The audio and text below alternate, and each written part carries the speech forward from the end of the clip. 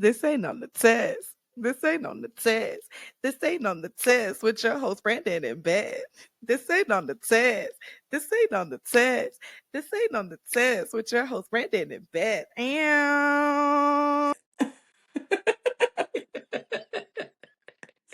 yo, and hello everybody. Hey girl, hey! It's your mama. Hey. Welcome back to your favorite teacher podcast with your favorite teacher besties. This Ain't on the Test with your host Brandon and Beth. Ow.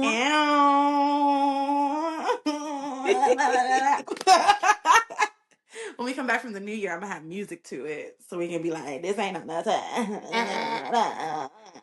You know? I want it to go exactly like that, please and thank Yeah, you. I really I feel want like it to we go. should be able to. I want it to Yeah, go I really feel like just when the like theme that. song comes on, you should be able to throw it in a circle, you know? In a Just circle. Let that okay. thing breathe. All You right. should. You should. That's what you should do. That's what I'm just saying. Um, unless you got a bad hip, because people in my age group, hey, throw it in a circle, but throw it gently. Like move it in a circle. Don't just throw it because you might not get it back. Carry it gently. Listen, Carry circular it motions, baby. gently in a circle. There's something so wrong with us. All right, yes. This ain't on the test with your host, Brandon in bed. Thank you and welcome back. Hey, Time to check in. How you Happy doing? New Year! Happy New Year. Pew, pew, pew. Yes, Pew, yes. pew, Fireworks, pew, fireworks, pew. fireworks, fireworks. They're literally like everywhere. Oh my, like literally Literally. everywhere. Literally. I'm obsessed with fireworks right I'm like now. obsessed. No, but for real, Happy New Year, everybody. New Year, who it is? 2026, baby. New Year, same me, because she was that girl, she is that girl, she remains that girl. So get into her. Come on, come on. I love So that. you're checking. How are you doing, mommy? I'm fabulous. Actually, I'm fabulous. 2026 is going to be a vibe. I'm moving forward with purpose and passion and power, and I'm here for it. I know that's right. Mm-hmm. I am. I am. Yeah. What about Um, you? well, I'm walking into 2026 as someone's fine ass wife. So, So I'm sorry, who are you though? someone's fine ass wife. Nice, nice, nice, nice, nice. So like I definitely got some pep in my step, You honey. better. I'm Come on, somebody's Pep and forever Step. bae. Okay, like Like forever. Bye. children. Mhm, So mhm, let's mhm. see. Yes, so I'm really excited about 2026. I really think that these next few months are going to open up the floodgates to some amazing opportunities that I'm really excited about. Love that. Love, Mhm. love, love that. You know the thing For I'm most sure. excited about? What? Our conference. Because we're baddies, and then our partner is a doctor baddie, and Hmm. together we're going to try to help teachers be better able to face whatever they got to face in the classroom, in the building, in the educational arena, if you will. Thank you. Yes. So Yeah. I'm really excited. It's the first time I've ever hosted a conference. I've been to a million education conferences and I always go to them and I go, hey, I could do better than that. Or, hey, they should have this. Or, oh, that was cool. I wish they would have done it like this. But now I get to do that. We do get to do that. Yeah. Yes. So it's Yeah. really exciting that the Black to School movement, which incorporates us and Tiny Sparks Lab, are going to come together and host an amazing conference for you guys this summer. So keep your eyes and ears peeled for the conference. Because a save the date is coming. Okay, girl. All right, now before we get into our New Year, New You episode or Mhm, New mhm. Year, Best You, New There it is. Year, you. Mm-hmm. New, the episode. Yeah, New Year, it's me. Go ahead and hit us with the ground rules, mama. In this place, we respect the culture. We educate the culture. We protect the culture. Baby, we rep the culture. Rep the culture. What What is the culture? By now you know the culture is who we are, what we are, why we are, because we are, what we can do with nothing, with something, with everything, what we can create out of our minds with our hands and from our hearts.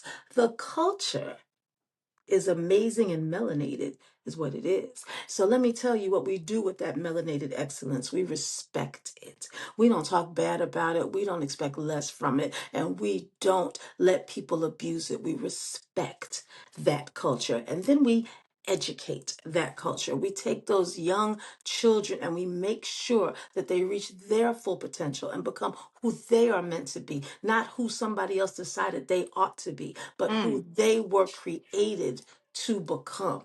We teach that potential and make it reality. And then we protect that culture. We protect it from all hurt, harm, and danger. Baby, we bubble wrap it. So in this space, in this place, at this time, we rep the culture. Rep that culture, baby.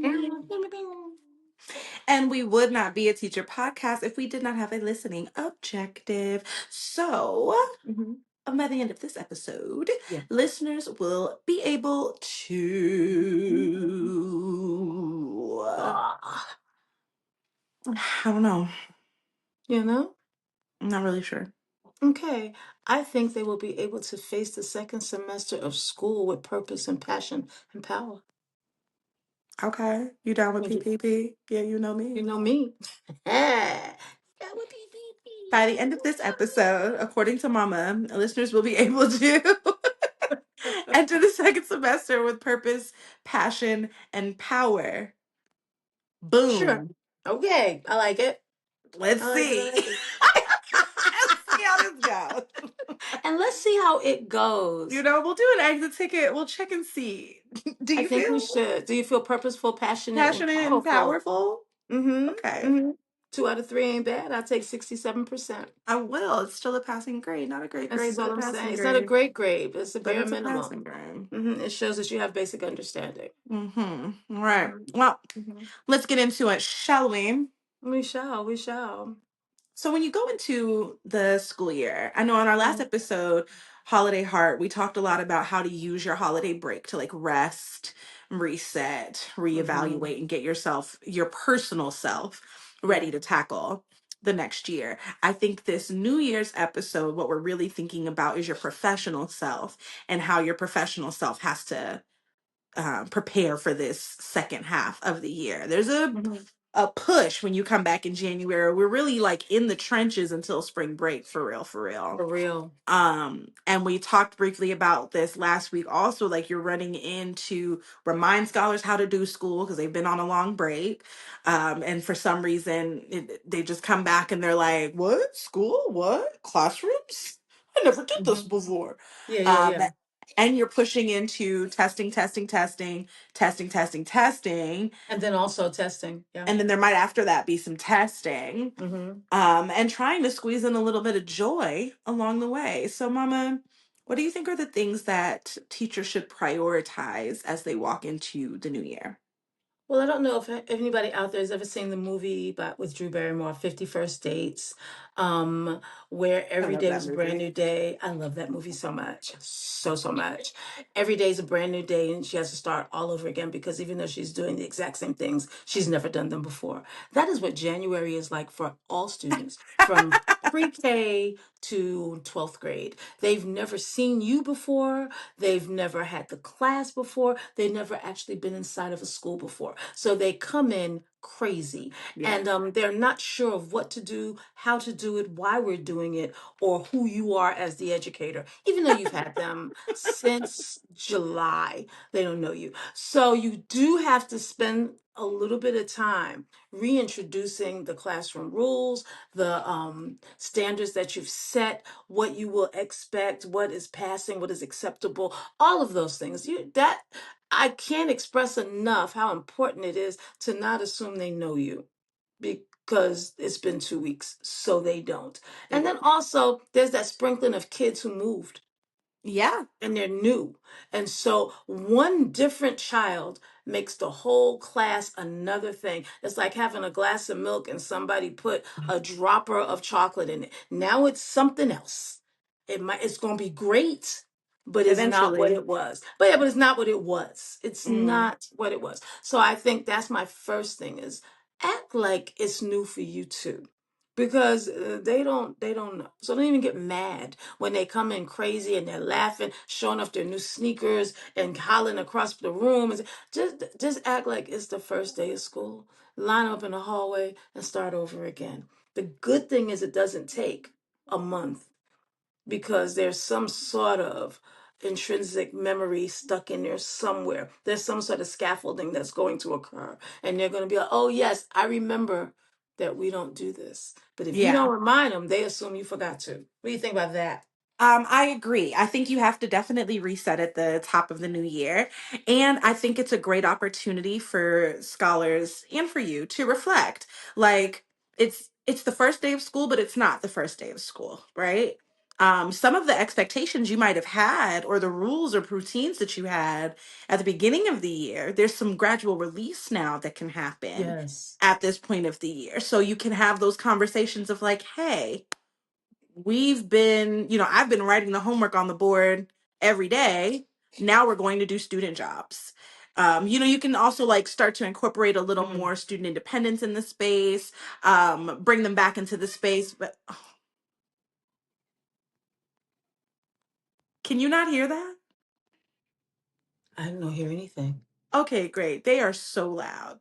Oh, I didn't hear anything. No, They're singing and screaming and laughing. It's almost I didn't like hear a word. we're not recording a podcast. Um, I'm adding Mm, that out. okay. You can incorporate a little more independence in the classroom and start building in some things that'll make the next semester easier. If you're Mm, working with older scholars, but really it does work with everybody K-12, yes. honestly. But if you're working with older scholars, especially in the middle school arena, this is the time where like new jobs and new student responsibilities, things that you've been manning through the beginning of the first semester, you can start to transition over to scholars. Um, you can also use it as a time to really inspect what you expect. Mm, Um, I have one of my principals always says like excellence is our expectation and we consistently inspect what we expect, right? So every single thing we sweat the small stuff on everything. It's not just the one time of you putting up the classroom rules, it's restating the classroom rules, it's positively narrating when somebody is doing the classroom rules, it's holding students accountable when they're not doing the classroom rules. It's like making sure that at every moment you are inspecting all of the things that you right. expect. And this is a great time of year to do that. I love that. I love that. Inspect what you expect. Yes. And restate. Those are all very important. And as the educator in the room, it's also a great time to get rid of some of the things that maybe didn't work the way you wanted them to. Yeah. You're not stuck in time. You're not a tree. You can decide, well, this was what I really wanted, but it didn't work. You can Hmm. reevaluate. You can redo what you need to do as well. So that's a good Shake some time to stuff just up. right. It's a good time to say, let's see if we can change some things so that everyone is happier in Hmm. this space. It's a great time to do that. It And really if your is. seating arrangement hasn't changed all year, Oh my gosh. change it. Please change it and try something that's not a row. If you have rows, try something that's Change not. it. Yeah, change it. Because the worst case scenario is you got to change it back. That's the absolute worst thing that can happen is you got to change it back. We didn't tell you to nail chairs to the wall. So if you don't like it, change it. But don't be afraid to, and you can go online and look at different organizations of classes. Yes. And Hmm. honestly, the organization of your classroom should depend on the type of instruction that you're doing at the time, right? It's like if we're doing something that requires, I'm sorry, I keep looking at my cat because he's having like a minor asthma attack. Okay, it has passed.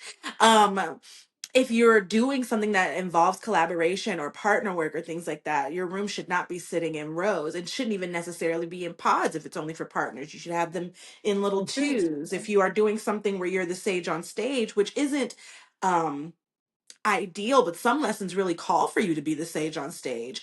have them in that U formation where you can clearly see everybody, everybody can clearly see you, and you can walk the stage, and get to see everything that you need to see. Like, really change the seating for what it calls for, what the learning calls for.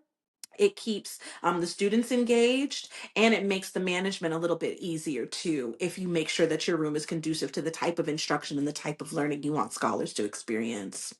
And let me also say that you live in a place where you don't have huge classes.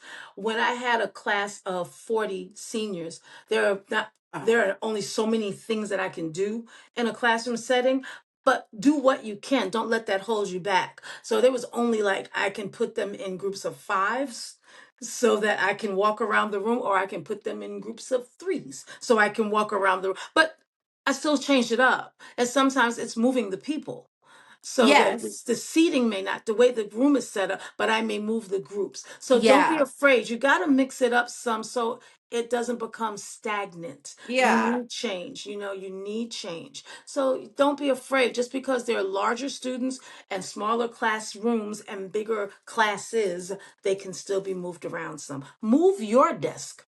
Sometimes it's where you are. And you don't have to physically move your desk. You can take a student desk and make it your space. And you can be in the front, on the side, in the back, in the middle. Sometimes it's where you are that makes the difference. So don't get stuck with, I can't do it, it's too much. Do something.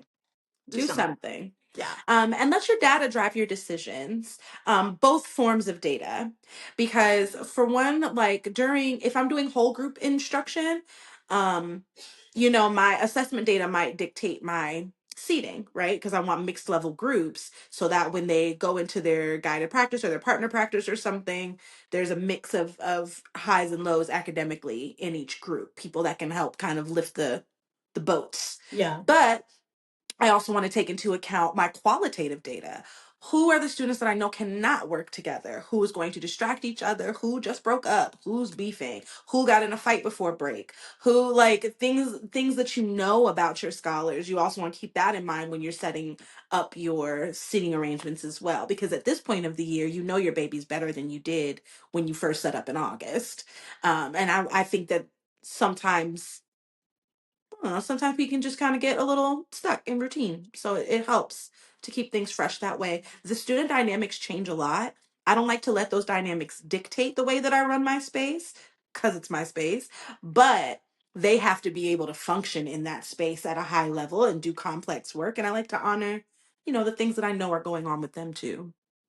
And also, could you change your bulletin board?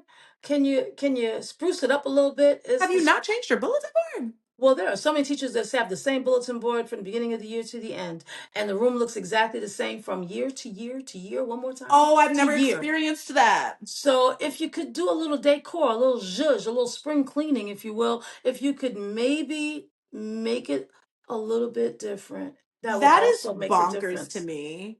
Bonkers, you say? Yes, like we have instructional leadership team walkthroughs every week, and the bulletin board has to be updated. Like, you get dinged for it on your observations. Yeah, okay. So no, in other places, baby, what? No, the There's a bulletin. monthly theme for your outside board that your board has to reflect, and your inside boards all have to be updated with each new assessment. Student work can't be more than 30 days old. This isn't you're joking. Listen, Utopia, that's not everyone's reality. It's not. It's not. So no one's ever checked my bulletin board to see what I'm doing with it or not. I don't believe I didn't even have a bulletin board inside my classroom. I had some student work outside my classroom. I'm thinking about my high school classroom. I had no bulletin board. Did you No. have to update the student work? So your assumption is that there was student work. Okay, great. So no one makes you display student work. Okay, you display it if you want to. That's awesome. So different schools have different mandates. So I need my educators out there in the world to just think about that. Display some student work. I used to have a construction board. back when I taught middle school, because sometimes it's work in progress. And I had a little construction hat, a little hard hat up there and everything. I went to the dollar store and I bought a little hard hat and a little shovel and everything and said, it's a work in progress. It's a under construction. So when I taught English, so I could put their work up there, correct it, and put it back up there again, because I don't have to just display perfection. I Right. display students' growth. I display students that I want to showcase, and they don't have to be perfect to be showcased. We kind of That's a gone off great point. topic a little bit, but I think that was important. Okay. I agree. I thought it was important. I did. I did. Okay, the topic though was going into the new year, resetting your classroom Yeah, expectations yeah, yeah, yeah. and making sure that they accurately reflect the students that you know clearly Hmm. who are in front of you because they have Yes. changed from August Yes, so to much. January. And if you teach in middle school, I can't speak for elementary school, but in middle school, the growth that happens I don't during know, Christmas break, that winter break, when you come back, I'm like, they're taller, they're calmer, or they're more excited, but they've grown. their voices have changed. Yes. They got mustaches. They I mean, smell worse. yes, worse than they really, especially if they're in middle school. They smell like Funyuns, and I don't like it. That's Okay, not good. but there's so much that has occurred over that 2 week break. 2 weeks might as well be 2 years. They come back and they are different people. So honor that Yeah. and let them be who they are and don't hold them to who they were. Let the growth happen. New year. That was Who a dis? word. That was a word. Don't hold And them to who they were. Let them be who they are. Yeah. message. Cool. Another point that we wanted to make about the new year, beyond just resetting your expectations, was maximizing your time. Mm. Um, Not that much of the school year has gone by. It's only been a few months. You have a lot of school year left from January to May or January to June if you're up here like me. Um, but a lot of the instruction time is truncated My gosh. because yeah, a lot of the instruction time is incredibly truncated. um and that is because of the depending on where you live, you now have holiday infractions, right? So you've got your snow days, your winter days that you can't come in, or the other holiday breaks. You've got kids who don't come for attendance issues because it's too cold outside. You've got field trips, you've got testing, sports, all sorts of things start happening, and the intercom just keeps going off of send this group, send this group, send this group for this thing, for this thing, for Yeah, this yeah, yeah. thing. So how can teachers make the most use of their time? Well, I'm going to teach I'm going to talk about this from my vantage point. You may or may not know, if you've been following us, that I am a prior Marine. I'm very proud of that. So my military mind tells me that you get a short timers attitude. When I would get ready to permanently change duty stations, PCS, permanent change of station, when you got to 100 days, you got what was called a short timers calendar, which was usually a boot broken into 100 little boxes, and you would color each box in until you got to the very end, and then you knew it was time to come home. Big deal when you're overseas, like, I'm going back home in 100 days, 50 days, 30 days, 20 days. Tomorrow I'm going home, because you haven't been home in 365 days. So it was a really big deal. So I'm very aware of the passage of time. So that's twofold. If you think of it in a short timers calendar from January to May, I do mine in chunks. It's from January to spring break, and from spring break to the end. Because if you don't think about the time that's getting away from you, it's gone. And then all of a sudden you're trying to shove everything in at the last minute. You need to pay attention to those testing deadlines. You need to Hmm. pay attention to those holiday deadlines and Hmm. those big things. If you teach high school like I did, my basketball players, I need to know when the tournaments are, because even if they're in school, they're not awake. They're not awake. For my middle schoolers, I need to know when they're visiting high schools, Yep. because they get super excited and they're going to be out half that day and then the whole day the next day because they're super excited about it. So I'm not going to test on those days. You got to pay attention to so many things. You need a calendar and you need to keep up with that thing. Digital, paper, digital and paper. I don't care. ask Google to remind you every day, whatever works for you, but it needs to be in your face. I would give my students the calendar so that they would know what we got to do when we got to do it. Because it's important for you to tell your mom, I got to be in school on this day. Because if you are older than sixth grade, it's important to you too. And you Mm-hmm. need to be able to say, Mom, I need to get here. You got to get up. I'm sorry you're sleepy, but could you drive me to the schoolhouse? I got to get there.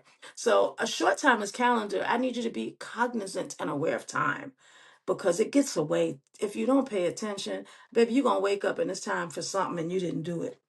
You need a calendar. That's my 2 cents. What's yours? I echo that. I'm a big calendar girly. And with my program, pacing is incredibly important because we have to have a certain amount of projects completed in a certain amount of time.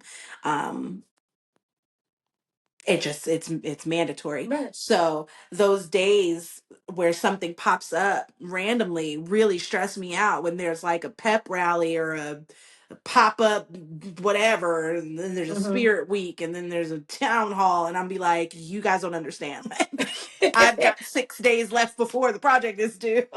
Like, I need y'all to stop taking my Exactly. time. So the more that you can be realistic about where your flex days can be, where your non-negotiables are, where your hard stops are, that really helps. um you are thinking in terms of Marine Corps. I'm a theater girly. I do have a BFA from Howard in musical theater, ain't you you know.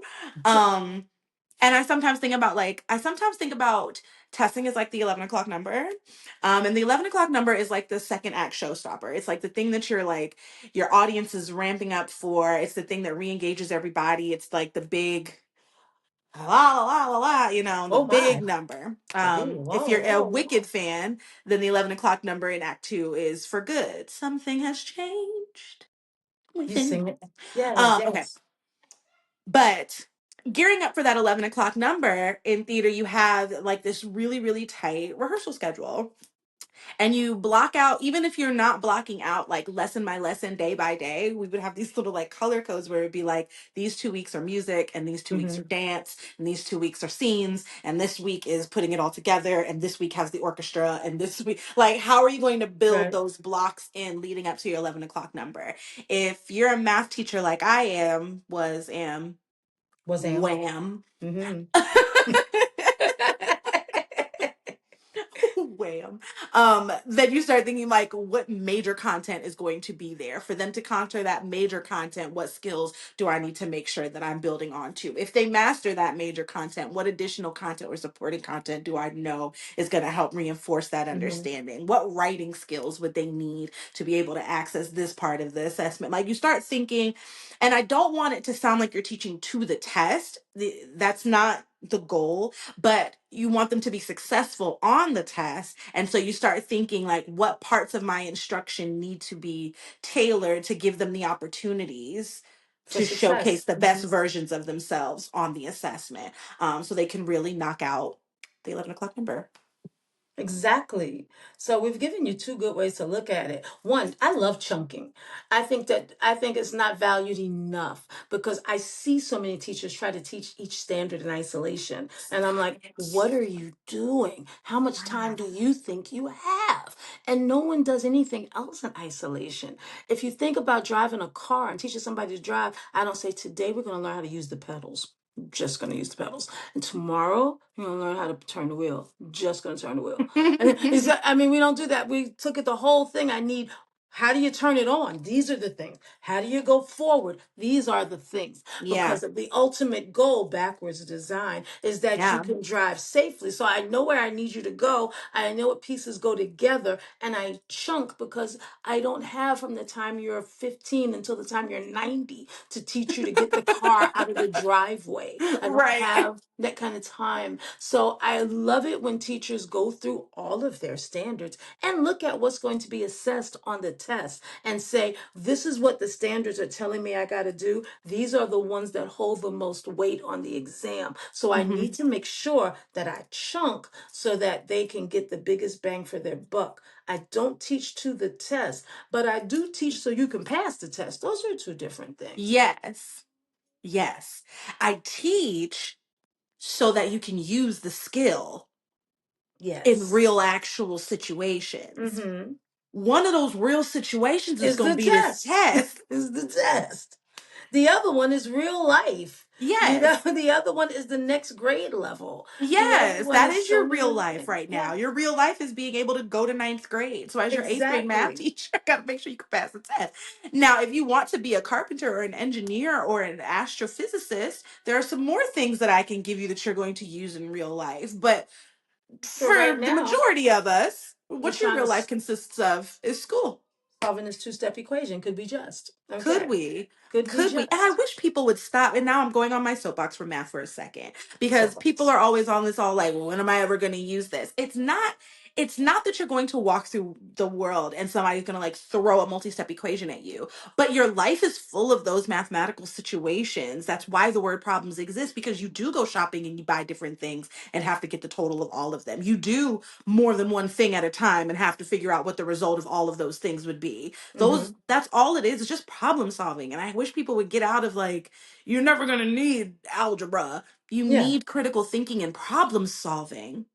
Thank you. And you may stay on your soapbox for me because I agree. Because you know we get that all of the time. Here's another day that I didn't use y equals mx plus b. And I'm like, here's another day that I didn't need to know the first five presidents of the United States. However, Hello? Here's because I another day I have the didn't have to write information, an essay. I didn't have to do a book report. I you didn't. know, but well-rounded is well-rounded, and being able to function and think on your feet without having to sit and meditate and ponder and look it up. I am a walking, breathing human, and I should be multifaceted. And we Yeah. limit students when we limit them to our own shortcomings, because you're not necessarily gifted in mathematics. You've decided no one needs to be gifted in mathematics because you somehow etched out a living without being able to solve an equation. How much further would you have gone if you'd have used your entire brain instead of the bits and pieces that you chose to use? So I don't know come that's for right. me, because I think, and I know, I am in fact sure that math is as important or more important than a whole lot of other subjects. It is the language of science. Mm, Huh. push I'm his on my button. Podcast's over. Because what? Two math teachers? You shut your face to me. I'm It is just so saying. important. Like, it's Use really your whole brain. important. Just saying. Okay, so it's New Year's. You're going to go into your classroom excited. That's the second semester. You're going to be excited. Yes, the Yeah. second. You went up the hill. Now you're at the climax, and then it's, oh, I'm going to go Ooh, really fast now. denouement. Yeah, like, well rounded. See? Ow! Because I also taught See? English, so don't come for me. See? Girl, see? Oh, now my braid look good. You look really You cute. like I this don't. braid? I like your braids. You look I really did very cute. these. No, you did good. I You did did good. these. You was cute. You get it from your mama. Anyway, but for the new year, we want you to walk into the new year with planned, time sensitive, time bound, chunked goals, Ooh. and with clear expectations for how you want your classroom to run and how you're going to re uh Invigorate. integrate Integrate. reintegrate the scholars into your learning I love space. that. And also, please zhuzh it up a little bit. Give it a little zhuzh. Give it a little razzle dazzle. Make it special for you and them. Razzle dazzle them. Because now you know them. You know what they like. They know Mhm. what you like. Yeah. Make it a little homier. My classroom always starts off a little empty because I have to catch the vibe. I don't want Right. it to be too much of just stuff I want in there because I share the room with other people who have to live Exactly. and function in the Exactly. space. But once we get the vibe, once we really know each other and I know what we really need around the place, yeah, this is the time. It is the time. Make it at home. Make it a safe, happy space, because Yeah, there's so much going on everywhere else. Let your room be a safe, happy space. the happiest. I think we did what we needed to do, Brandon. I think by the end of today's episode, listeners were supposed to be able to walk into the new semester feeling with passion and purpose and power. Yep. So Passion, like purpose, power. And I think we did that. We got think really think we gave passionate. yeah, we got really passionate, and the tools would make you really powerful. Mm-hmm. So And then fulfill your purpose. So yeah, yeah, I yeah. mean, Job like done. check. Mic drop.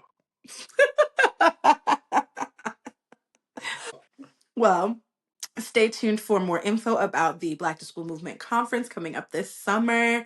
Make sure to continue to follow us on socials. This Ain't on the Test. Everywhere you can find anything, it's This Ain't on the Test. TikTok, Instagram, Facebook, Uh-huh. YouTube, our website, thisain'tonthetest.com. Make sure that you're checking out the newsletters as they come out. We post them on the socials, but they're also housed on our site. Yeah. And when you love something that you hear, please leave a comment Please, we or want go to to the hear from website you. and We're here leave for us a you. message. We're here for Please, if you you. have questions, things you wish we would talk about, drop us a line on the website or send us a DM on one of our social media platforms. We want to hear from you guys Yeah, yeah, even yeah. more. If you talk to us, we'll talk back. I will, Yeah. because I like you. I know, you're my favorite. No, you. No. You out there. You're my You favorite. person. No, No, I you love see y'all. who you are. You know you're my No. Oh my God, I you're see cute. you. You're my Yes. favorite. Okay.